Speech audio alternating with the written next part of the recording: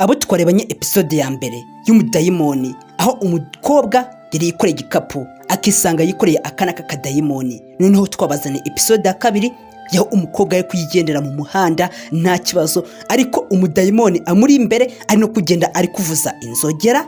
Udebere rwose ikintu cye gitangaje ni ukuntu uyu mukobwa atarazi yuko ibyo byose byamubayeho.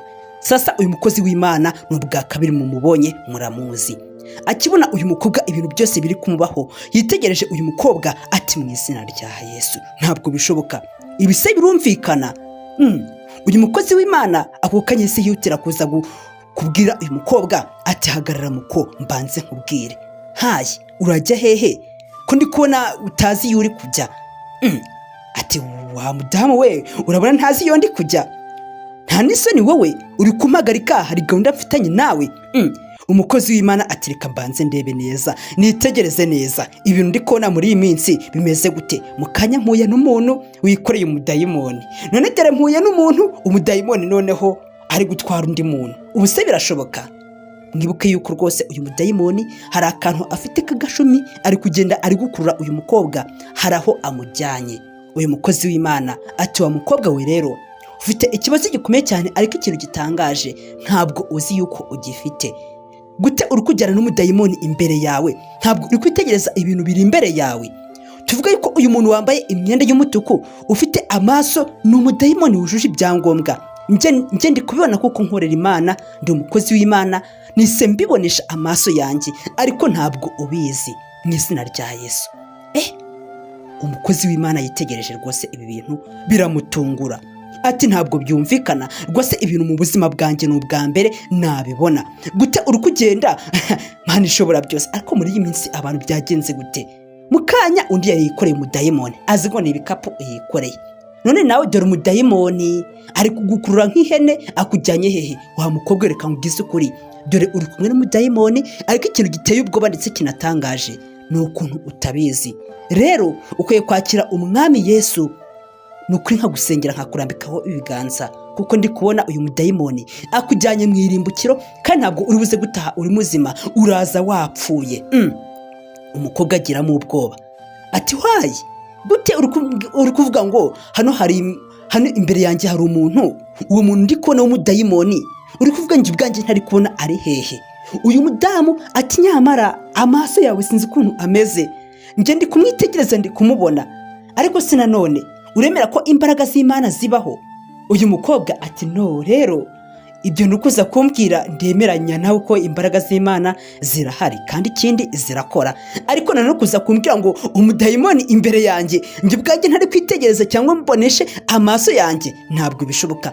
Uyu mukozi w'Imana ati itegereze neza, uramubona yambaye imyenda y'umutuku ndetse iteze agatambaro k'umweru, ariko ikintu gitangaje kinateye agahinda ni ukuntu wowe ubwawe utari kubasha kumubona. Ahubwo gute utari kubasha kumubona? Byagenze gute? Umukobwa ati rero wa mudamu we, ubanza hari wowe urimo imyuka mibi, uri kuza kuvuga ngo aha hantu hari umuntu, uwo muntu njye ubwanjye ntari kwitegereza n'amaso yanjye, uwo muntu ari hehe? Uyu mukozi w'Imana ati ndi kumwitegereza kandi njye nabivumbuye, ahubwo ikintu giteye ubwoba ni ukuntu nakomeje kugenda mbikubwira ukanga kubyumva, kandi urakeneye gusengerwa kugira ngo iyi myuka mibi yose ni iy'abakurambere. Ndi guhita mbibona yuko ni abantu baguteze, kandi uyu mudayimoni arakujyanye kandi nakugeza ku mwobo w'irimbukiro, ibyaba byose birata birangira, kandi kukubwiza ukuri dore nguyu. Ikindi kandi ntabwo uri kubona yuko hari ikigozi ari kugenda ari kugukuruza? Ntabwo uri kubona yuko iki kigozi kigupfunditsweho nabwe akaba akipfunditseho agifashe mu ntoki? Uyu mukobwa ati no, ntacyo ndi kubona, rero icyo kigozi uri kunyereka njye ntacyo mbona. Gute wa mudamu ufite ikibazo cyo mu mutwe? Panze umbwire uturi kuza kunyiyenzaho, njye ndi umukobwa muzima nzi neza yuko umeze neza cyane. Uyu mukozi w'Imana ati rero nawe ntabwo ari wowe, ntabwo rwose nakurenganya, ntabwo nakurenganya pe, ahubwo mfite akazi gakomeye cyane kuko nagusengera ukavamo imyuka mibi bagushyizemo, kuko ntabwo uri muzima. Uri kunyumva neza? Uyu mukobwa ati no, nta muntu mbona, ntawe mbona, njye ubwanjye nigera muri gahunda zanjye. Uri kumbwira ngo umudayimoni anjyanye ku mwobo w'irimbukiro, anjyanye hehe? Reka nkubwize n'ukuri, ntiwongere kuza kumbwira ubwo busa. Kumva neza, ntongere kuza kumbwira ayo mateshwa, kuko amagambo yose wakomeje kumbwira nakomeje kugenda nyumva, ariko nta jambo ryiza, nta jambo rimeshe uri gusohora mu kanwa kawe. Icyo nkubwiye cyo ceceka, wikomeza kumbwira ubusa. Sasa uyu mukozi w'Imana ati warusi n'ikindi rero, nshaka kugira nkubwire basi ngiye kuguha ikimenyetso. Ikimenyetso ngiye kuguha nuko mu minsi yashize, uri kubyibuka neza, wagiye ku kazi, abakozi bose baravuga bati ntabwo uri umuntu mwiza, nta n'umukozi mukivugana. Ako kantu urakemera? Ukurikire rwose. Umukozi w'Imana atangiye gutanga ibimenyetso ati mu izina rya Yesu, nzi ko rwose ibyo bintu byabaye, ndi kubyerekwa, umwuka w'Imana uri kubinyereka yuko ibyo bintu byose byabaye. Umukobwa ati Yesu we, uyu mudamura ko ndi kumva wagira ngo ari mu mwuka, ko ndi kumva ibintu byose ari kuvuga ari ukuri. Ati mu izina rya Yesu, amagambo yose nakomeje kugenda nkubwira wanze kuyumva, ariko ndagira ngo Imana yigaragaze, Yesu yigaragaze, ukuboko kwe gukore aha hantu, ubone yuko rwose utari muzima, ubone yuko warozwe, kandi abakuroze ni ukugira ngo bakwice, baraguteze, ugomba kugenda ugahita upfa bikarangira. Ibyo ntubwiye ntabwo ari byo. Umukobwa ati Yesu we, uzi ko ari byo? Ati ndacyakubwira n'ibindi. Basi ni ikimenyetso nshaka kugira ngo nguhe, umenye yuko rwose ibintu byose nakomeje kukubwira ari byo. Ntabwo njye nezanywe ahangaha no kuba ndi guta umwanya wanjye cyangwa se ndi kukuza kujya aho ugiye, ariko ndagira nkubwire yuko uri mu mazi abira, abadayimoni bakuzuyeho impande n'impande. Ibi byose ni mu gisekuruza cyanyu cyabiteye, bari kugenda bakagutega. Rero wari ugiye kurimbuka, ariko ubwo wahuye n'umukozi w'Imana ibyo byose ntabwo biri buze kuba. Umukobwa atangira kugira ubwoba ati uzi yuko uyu nguyu bishoboka ko yaba ari umukozi w'Imana koko? Umukozi w'Imana ati ndasenze mu izina rya Yesu, uyu mudayimoni agomba kuva muri ubu buzima. Amagambo yose uyu mudamu avuze, uyu mukobwa yayumva. Ati uzi ko ari byo? Uyu mudamu ati hari n'ikindi rero, iwanyu nzi neza yuko muvuka muri abana 5. Umukobwa akibikubita amatwi ati se n'ibyo ngibyo uyu mudamu abizi gute, katazi wacu? Mbega uzi ko ari byo? Ni ukuri? Nibyo rwose. Ati reka mbakubwire, ni abahungu 2 n'abakobwa 3. Ikimenyetso nizere ko akibonye. Nge rwose ndi kwitegereza uyu mudayimoni agiye kujya kukwica, ahubwo nudasenga agiye kukujyana bunyago, kandi pe birahita birangira. Icyo ngusabye rero, uze kubana nanjye muri aka kanya, nkukureho iyi mivumo yose bagushyizeho, ikindi kandi nyikwamurureho mu izina rya Yesu. Wa mukobwa we, urizeye dusenge? Mbabara rwose umbwire niba wizeye, maze tube twasenga, kuko ndi kubona uyu mudayimoni agiye kugenda arohe ubuzima bwawe byose bite birangira. Ashaka kukwica, kuko gahunda Satani afite niyo guhita akwica bikarangira, ugahita uva ku isi y'abazima. Umukobwa uri ahangaha yumvishe ikimenyetso uyu mudamu amuhaye, atangira kumuha ibimenyetso byinshi, amubwira n'abantu bose babikoze. Uyu mukobwa agiramo ubwoba ati koko Mana yanjye ndabigenza gute? Umudayimoni nawe uri ahangaha atangira kumva amabanga ye yose batangiye kuyamena. Ari buze kubigenza gute noneho sasa? Uyu mudayimoni biraza kugenda gute? Ukurikire rwose. Uyu mukobwa atangira abwira uyu mudamu ati reka nkubwize kuri rero, ibintu byose uvuze nabonye ko rwose ari ukuri. Ibintu byose wavuze nta kinyoma na kimwe kirimo, ahubwo ndagira ngo ngusabe aka kanya rwose nemere, pfukame rwose unsengere, kuko ndi kumva ntameze neza. Ni ukuri nshaka kwakira Yesu nk'umwami n'umukiza wanjye.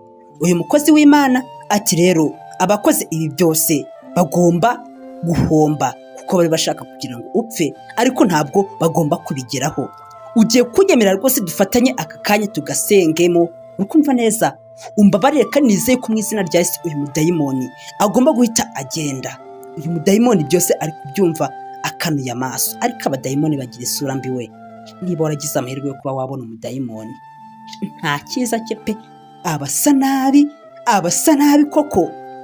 Uyu mukobwa ati mukozi w'Imana wambabariye, ahubwo kuri gutinda, uri gutinda, utinze mu magambo, ahubwo njye nshaka gukizwa. Ni ukuri pe. Ese nawe ufite inyota yo gukizwa? Kwa Yesu rero uzagende, uzakomanga, azagukingurira, nta kibazo rwose. Uyu mukobwa ati rwose ikintu nshaka ni ukuba nakizwa, ibi byose ukabinkuraho, kuko rwose akazi kanjye kose naragahombye, ntabwo nkijya ku kazi ngo abakozi bose banyiyumvemo babona ndi umuntu mubi, kandi mbere rwose pe nari umuntu mwiza.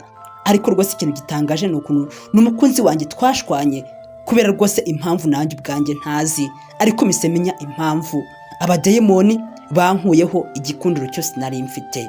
Ibi byose byakozwe n'abagiye ku ntega kwa shitani.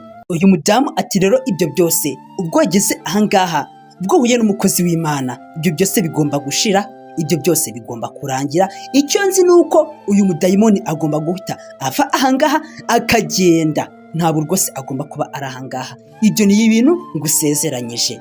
Ati rwose ngenda byizeye yuko bigomba gukunda. Umudamu uri hano ayizeye yuko byose bigomba gucamo, nta kibazo na kimwe kigomba kubizamo. Ati icyo gusabye rero ugomba kwizera, ukumva neza. Umukobwa ati kuko watinze wambabariye, mbabarira n'ukuri unsengere. Uyu mukozi w'Imana ati reka nkubwire byose. Gute uri kwihutira ko twasenga ntakubwiye byose? Rega ntabwo gusenga bizashira, sibyo? Reka nkubwire byose. Ubwo nshaka kukubwira n'abantu bose babikoze nubwo atari ngombwa.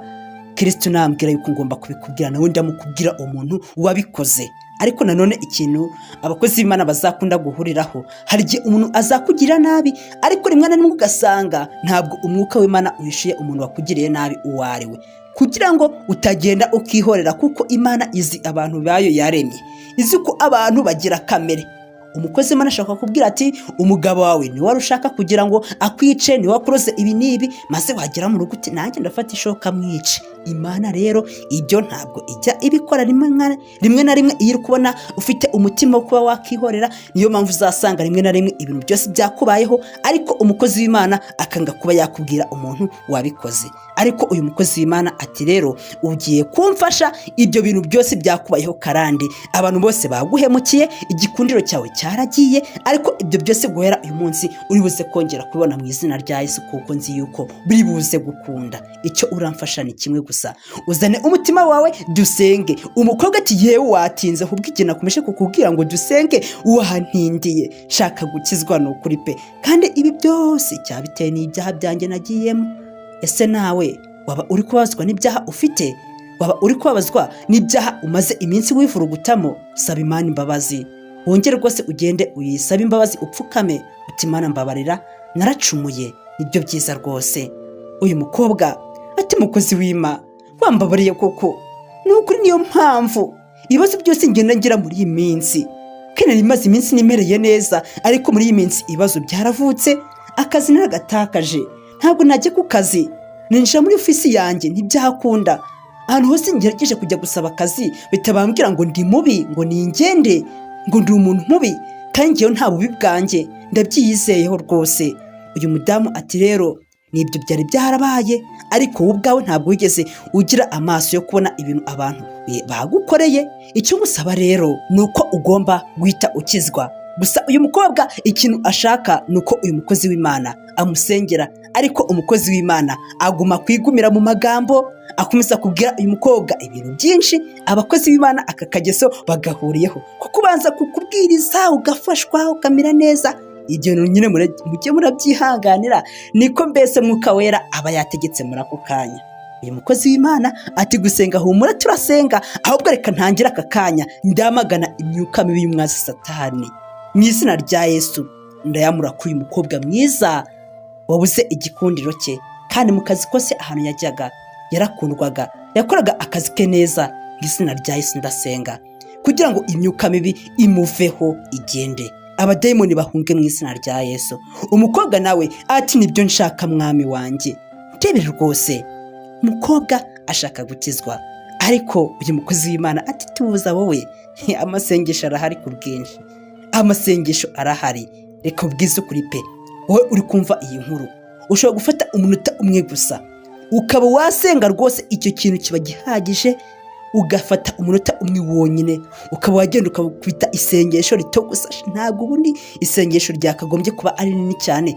Isengesho umunota umwe uba uhagije, ukamenya ibice bigize isengesho, ukamenya kubizirikana. Ubwo wasoje gusenga, ubundi ukagenda ukigira mu kazi kawe umeze neza cyane, nta kibazo. Uyu mukobwa ati kumbe ibyo byose bikambaho, ikintu kintangaje noneho n'ukuntu ibintu byose wakomeje kumbwira nasanze ari ukuri. Wambwiye abana iwacu dufite, ndaba numva rwose umubare wambwiye niwo. Ntangazwa n'ukuntu uzi kuntu njya ku kazi, hano hose ngiye gusaba akazi bakanyima akazi ngo ndi umuntu mubi cyane. Ibyo byose nawe wari ubizi. Uyu mukozi w'Imana ati nyine ntabwo wari ubizi, ariko njye Kristo ahita amishurira byose.